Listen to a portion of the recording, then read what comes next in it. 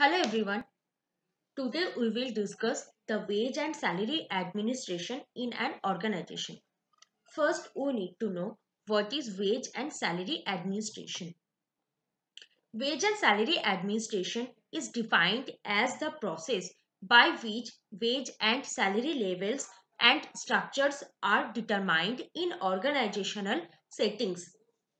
Wage are payments for labor services rendered frequency expressed in hourly rates, while a salary is a similar payment expressed in weekly, monthly, or annual rates. Wage and salary administration includes allowances, leave facilities, housing, travel, etc., and non cost rewards such as recognition, privileges, and symbols of status. Main object is to have a scientific, rational and balanced wage and salary structure. In salary administration, the employer should not feel employees are getting more money than they deserve. At the same time, employees should not feel that they are getting lower money than they deserve. These are all the basics of wage and salary administration in an organization. Now we will discuss the objectives of wage and salary administration. The basic purpose of wage and salary administration is to establish and maintain a equitable wage and salary structure. Its secondary objective is the establishment and maintenance of an equitable labor cost structure, that is an optimal balancing of conflicting personal interest so that the satisfaction of employees and employers is maximized and the conflicts between them is minimized. Next is to establish fair and equal compensation in between the worker, to attract competent personnel, to retain the present employees so that they work for a long time with the same organization, to control labor and administrative cost, to improve motivation and morale of employees, to project good image for the employee.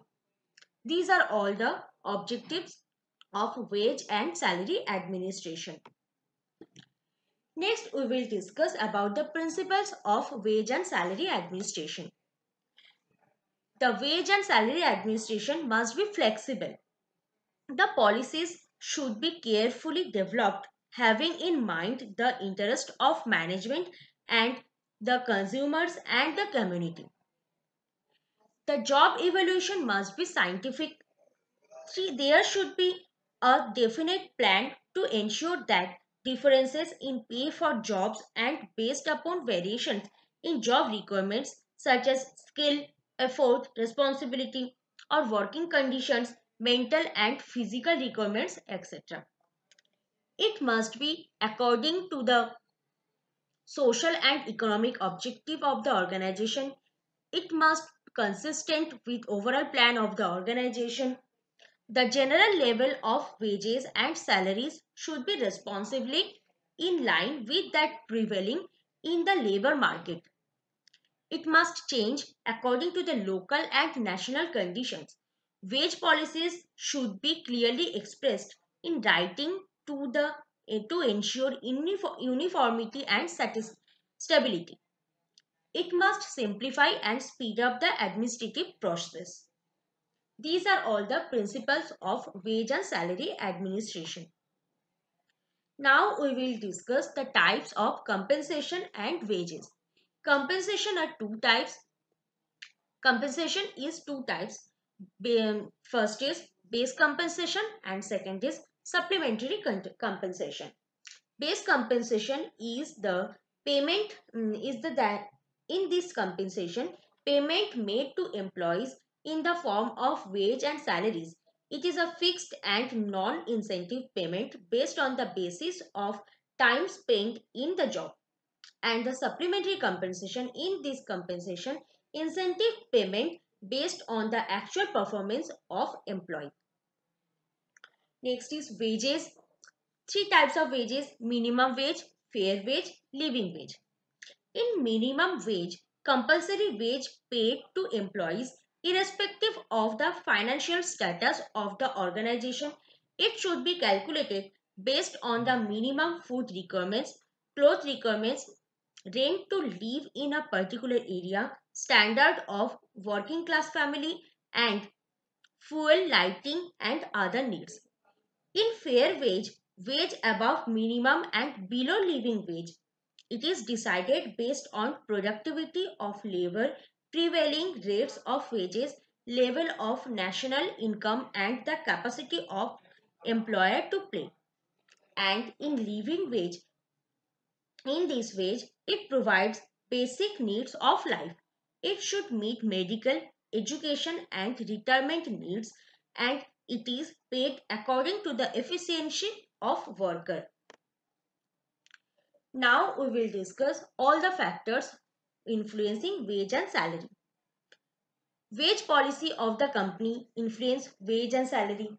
Job needs from the employer side and the employee sides. Availability to pay of the organization to the employee.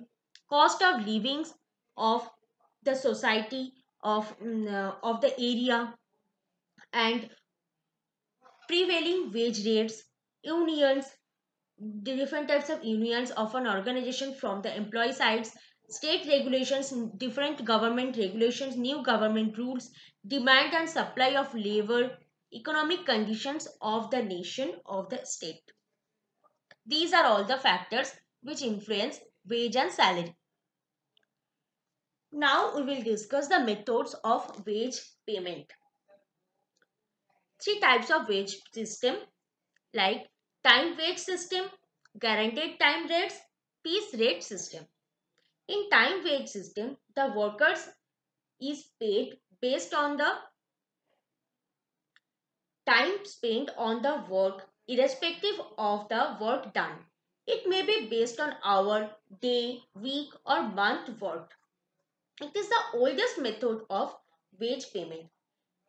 It issued different types of organs, like quality is more important than quantity. Measurement of work is not easy. Work requires high degree of skill and dexterity, when efficiency of work can be measured only by close supervision. Next is guaranteed time rates.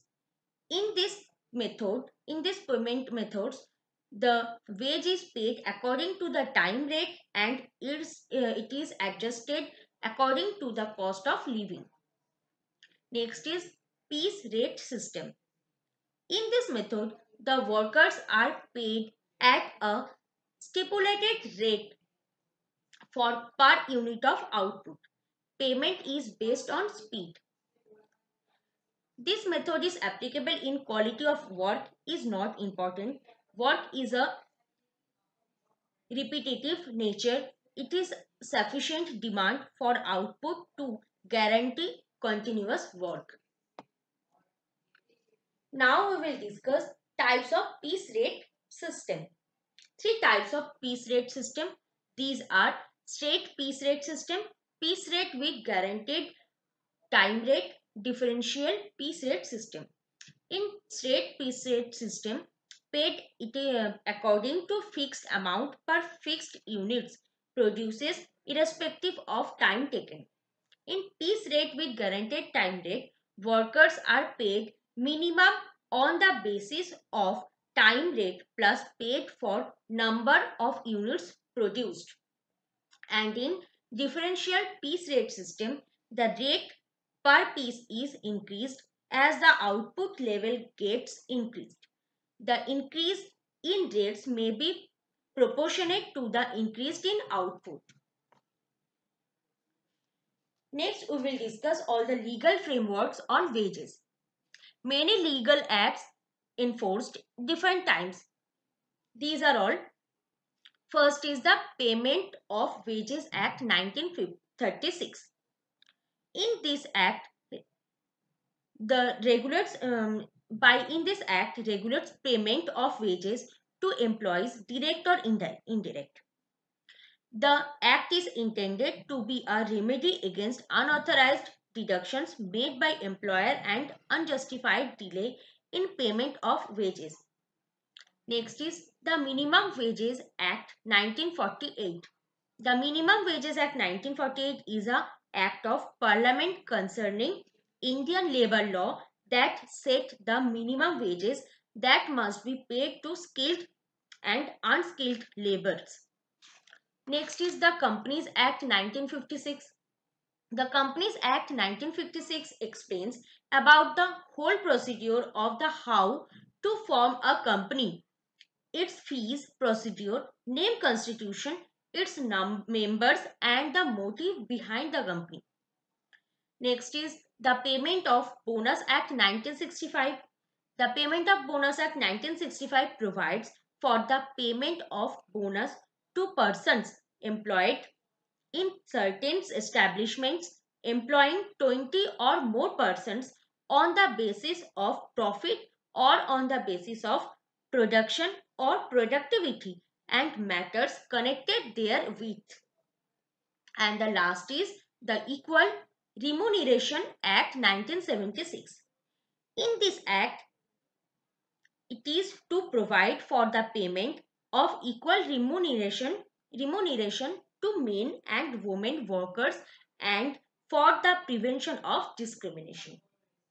These are all the legal framework on wages. Thanks for watching.